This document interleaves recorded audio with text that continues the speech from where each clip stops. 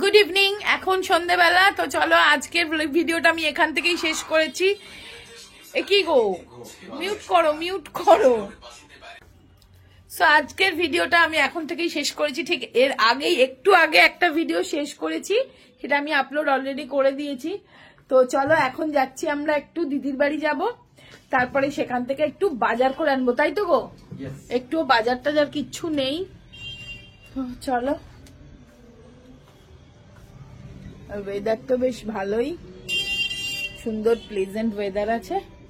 তো চলো, একটু বাজার না করলেই নয়, জানো তো। আলু পেঁয়াজ আছে, শুধু একটু সবজি টবজি নিতে হবে।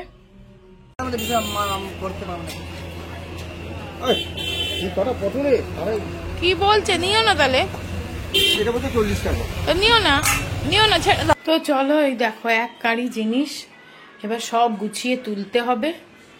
এটার ভেতর জিনিসগুলো পরে দেখাচ্ছি, আগে এইগুলো তো আমি ব্যবস্থা করে তুলতেই তো আমার এখন 1 ঘন্টা লাগবে। দেখো, তো এটা ফার্স্ট তুললাম টমেটো, তো একটাতে ধরেনি, আর একটা বক্সে রাখতে হবে, সরিয়ে রাখি। তো দেখো মোটামুটি এইভাবেই রাখলাম, কিছু ডাঁটা ছাড়িয়ে রাখলাম যদি কাল সকালে রান্না টান্না হয়। এইখানে এই দুটো রাখলাম, এটায় শসা, এটা টমেটো। টমেটো কত নিয়েছি, কিছু টমেটো ছিল আগের, আবার নিয়েছি। এটা নিম পাতা।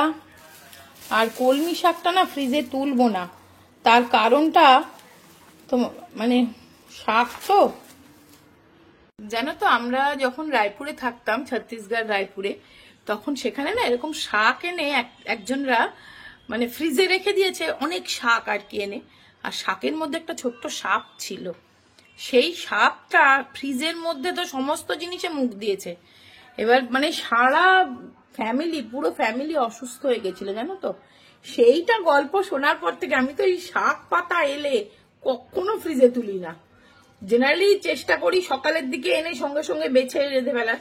আর এটা আজকে রাত্রেবেলায় খুব ভালো পালং শাক, এই সরি পালং শাক না, কলমি শাকগুলো ছিল, দেখো একদম টাটকা, সেই জন্য নিয়ে এলাম। কিন্তু এটাকে আমি ঝুড়ি করে এই মাটিতে রেখে দেবো, ফ্রিজে তুলবো না। তো এই হচ্ছে সব বাজার, এগুলো সব ব্যবস্থা করে আগে ফ্রিজে ঢোকাতে হবে। আর এই দেখো 1 কেজি আরো কড়াইশুঁটি এনেছি, আর এইখানে আছে ঝিঙে আর করলা, আর কাঁচা লঙ্কা ফাউ দিয়েছে, তো ওই জন্য একটুখানি ওই ভেতরে দিয়ে দিয়েছে। ওই ভেতরে দিয়ে দিলে না ভীষণ অসুবিধা হয় তুলতে। তো চলো, এগুলো আমি ধুলাম না, কারণ ধুলে বড্ড ব্যাজে হয়ে যায়। তো এই ভিজে টাওয়েল দিয়ে, ভিজে ন্যাকড়া দিয়ে সমস্ত এইভাবে মুছে মুছে গুছিয়ে রাখলাম। এগুলো এনেছি, একটাই চিড়ে ভাজা, এটা মানে খুব ভালোবাসে চিড়ে ভাজা, একটাই পুরি ভাজা, আর এগুলো ছোলা বাদাম, আর এই চাটনিটা ওরা খুব ভালো একটা চাটনি দেয়, নিয়ে এসেছি।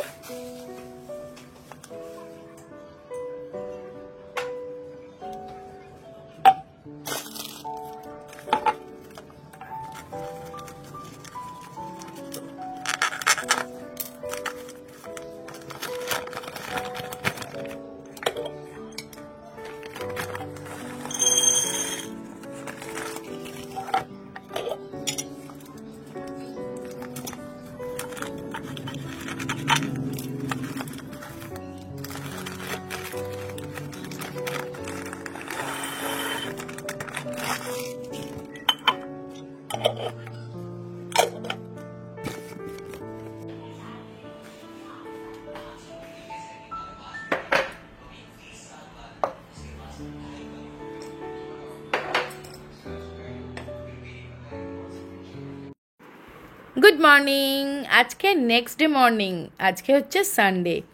তো চলো, সকাল থেকে তো ভিডিওটা আমি স্টার্ট করেছি, তবে আজকে আমি ওই আমার আরেকটা যে ফ্ল্যাট আছে তোমাদের বলেছিলাম, সেখানটায় যাব, তোমাদেরকেও শেয়ার করব, তোমরা দেখতে চেয়েছিলে।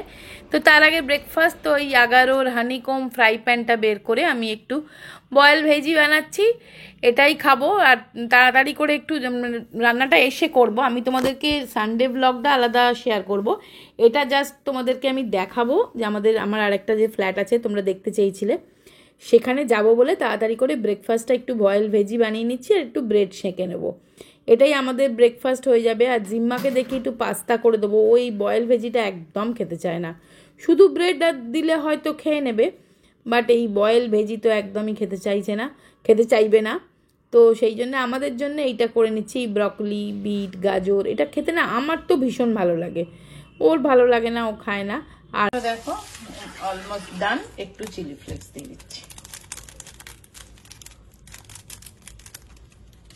আর এই চিজটা একটু দিলাম, এই চিজ স্প্রেডটা। মোজরেলা চিজ থাকলে তাও দেওয়া যায়, স্লাইস চিজও দেওয়া যায়, আমি এটাই দিলাম।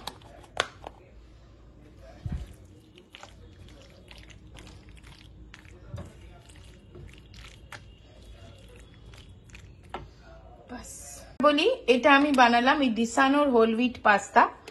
এই পাস্তাটার মধ্যে কোনো রকম প্রিজারভেটিভ বা কোনো রকম এক্সট্রা অ্যাডেড সুগার এরকম কিছুই নেই। আর এটা না একদম আটার পাস্তা, ডুরুম হুইট থেকে তৈরি, ওই জন্য এটা কিন্তু হেলদি প্লাস টেস্টি।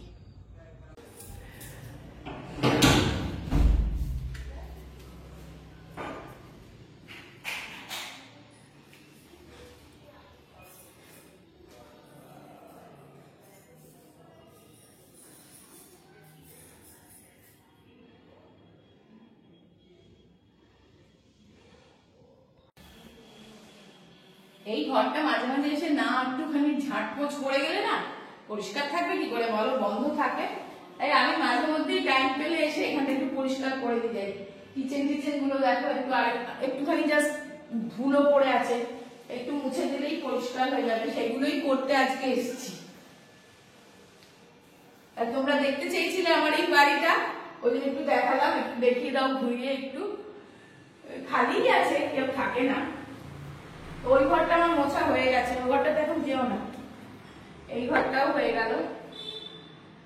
তো ব্যাস মোটামুটি আমার ঘর মোছাটা হয়ে গেল।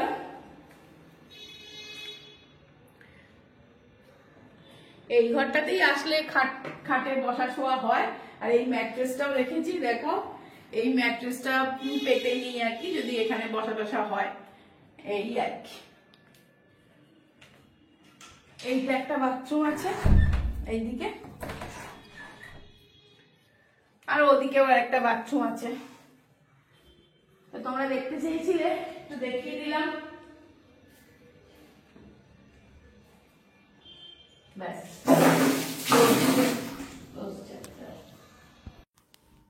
তো এটাই ছিল আমার আর একটা যে ফ্ল্যাট তোমাদের সাথে শেয়ার করব বলেছিলাম।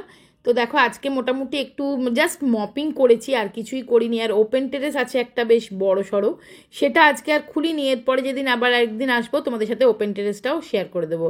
তো ভিডিওটা আজকের এই পর্যন্তই। আমি সানডে ব্লগটা আবার তোমাদের সাথে আলাদা করে শেয়ার করব।